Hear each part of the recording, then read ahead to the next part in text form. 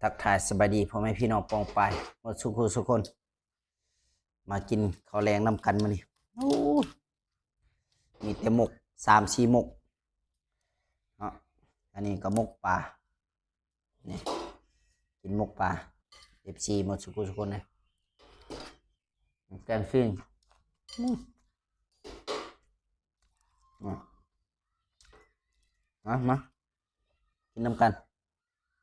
ผู้ใดยังไม่ได้กินอืมอืม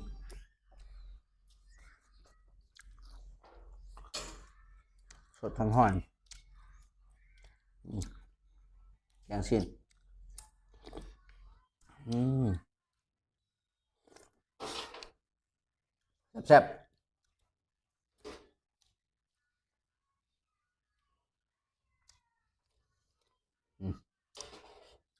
หมกปลาเอาเผ็ดดิบก็อืมอ่ะ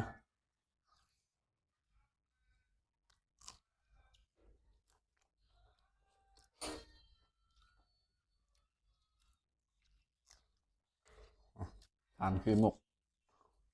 หมกหนังบ่หัวอืมโอ้ยมา FC กินน้ำกัน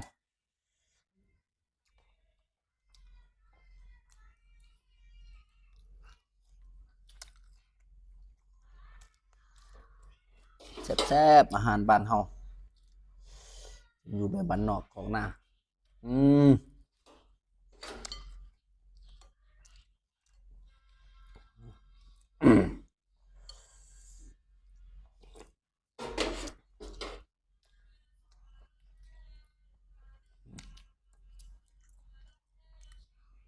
ผักเน่าปลูกเองธรรมชาติออมเฮือนหมดอืม FC เอามากินข้าวแรงแกงไงแซ่บ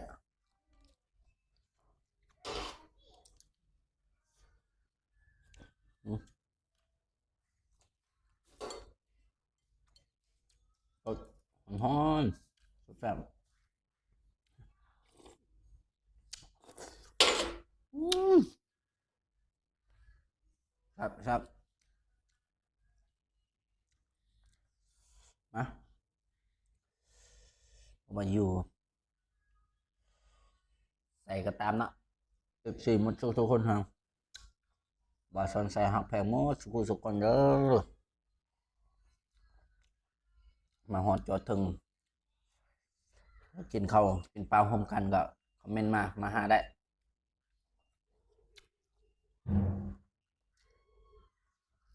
อืม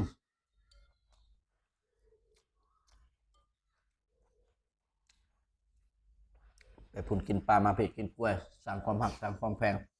สร้างความสามัคคีกันนะสดอืมอืม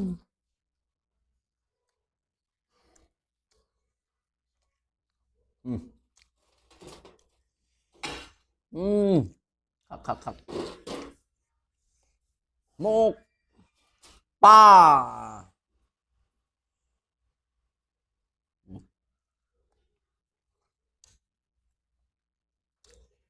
เอาไปซื้อหมกซื้อมัด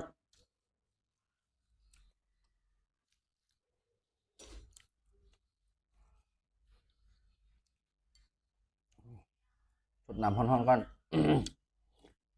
มอืมเป็นน้ำมกเผ็ดอืม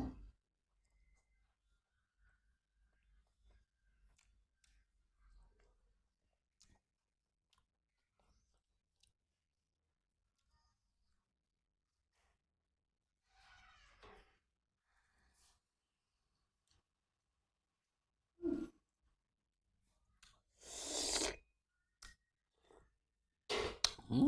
มครับเอามาเพิ่ม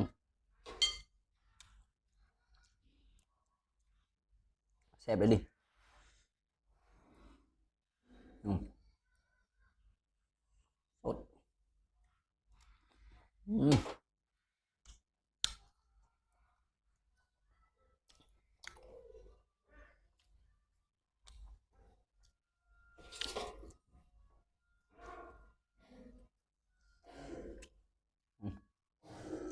ทำยังไงดูสิ